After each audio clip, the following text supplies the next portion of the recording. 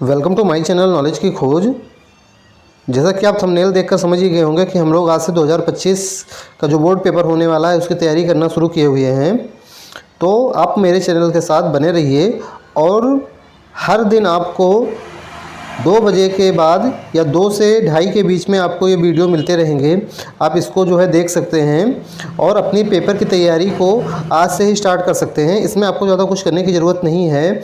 जितना मैं वर्क आप लोगों को दे रहा हूँ इतना आप अपनी कॉपी में नोट करिए और अगले दिन वीडियो देखने से पहले उसको आप एक बार पढ़ लीजिए। आपका ऐसे धीरे धीरे करके पूरा पेपर जो है वो तैयार हो जाएगा।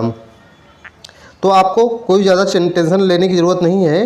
बहुत ही आसान तरीके से मैं आपके पेपर की तैयारी करवा दूंगा।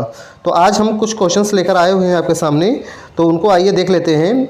सबसे पहला, जैसा कि आपके स्क्रीन पर लिखा हुआ है, choose correct meaning of the given idioms and phrases.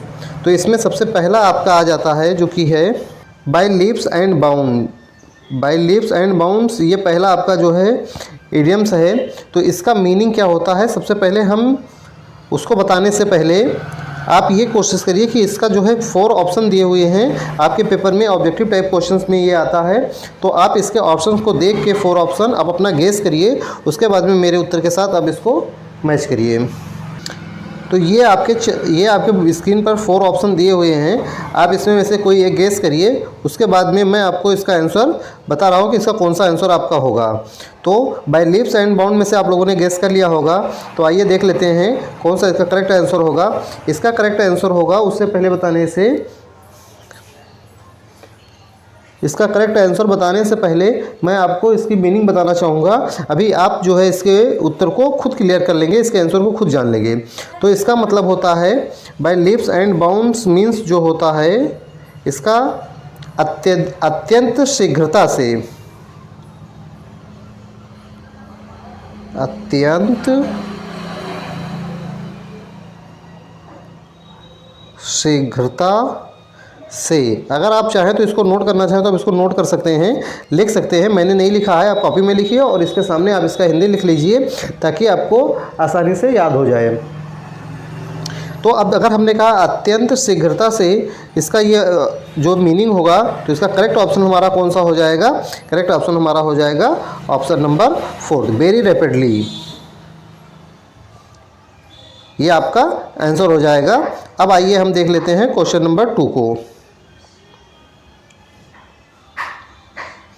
यहाँ देखिए नीचे मैंने आंसर भी दे रखा है, आप वहाँ से जो है आंसर को भी नोट कर सकते हैं। अगर आप ना समझ पाए हो या जो नोट कर पाए हो तो यहाँ से आंसर देख सकते हैं।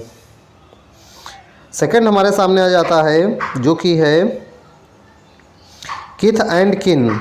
यहाँ पे सेकंड आपका है किथ एंड किन। अब सबसे पहले वही बात है कि आप इसको अपने आंसर को गेस करिए, उसके बाद में मैं अभी बता रहा हूँ उसके साथ अपना मैच करिए। आप लोगों ने गेस कर लिया होगा। तो आइए अब हम देखते हैं इसका आंसर कौन सा होगा। आंसर बताने से पहले इसकी मीनिंग जान लेते हैं। किथ एंड किन का मीन्स होता है नातेदार, नातेदार या फिर सगे संबंधी, या फिर सगे संबंधी। ये आपकी इसकी मीनिंग हो गई। अब अगर हम आंसर की बात करें तो आंसर हमारा कौन सा हो जाएगा? तो आप लोगों ने आंसर आप लोगों को इसका आंसर पता चल गया होगा। तो कौन सा हो जाएगा? Blood relation. ब्लड रिलेशन इसका आंसर हो जाएगा। आइए अगर हम अगले क्वेश्चन की बात करें, क्वेश्चन नंबर 3 की, तो थर्ड हमारा हो जाता है जो कि है एट लार्ज। सी है एट लार्ज। एट लार्ज की मीनिंग देख लेते हैं। तो एट लार्ज की मीनिंग आपका हो जाएगा, एट लार्ज की मीनिंग होती है स्वतंत्र। अब स्वतंत्र आप जानते हैं कि स्वतंत्र इसकी मीनिंग होती है। तो इसका आंसर कौन सा सही होगा? तो ये तो बहुत इजी हो गया आप लोगों के लिए। इसका करेक्ट आंसर हो जाएगा जो कि है फ्री। इसका करेक्ट आंसर हो जाएगा फ्री। आइए अगले क्वेश्चन की अगर हम बात करें, अगर हम अगले क्वेश्चन की बात करें तो हमारा हो जाता है अ फूल्स पैराडाइज। इसकी मीनिंग को हम जान लेते हैं सबसे पहले। तो इसकी मीनिंग हो जाती है, इसकी मीनिंग हो जाएगी व्यर्थ की ऊंची आशाएं करना, ये आपकी इसकी मीनिंग हो गई। तो अब इसकी सटीक मीनिंग को हम देख लेते हैं कि इसकी सटीक मीनिंग क्या होगी।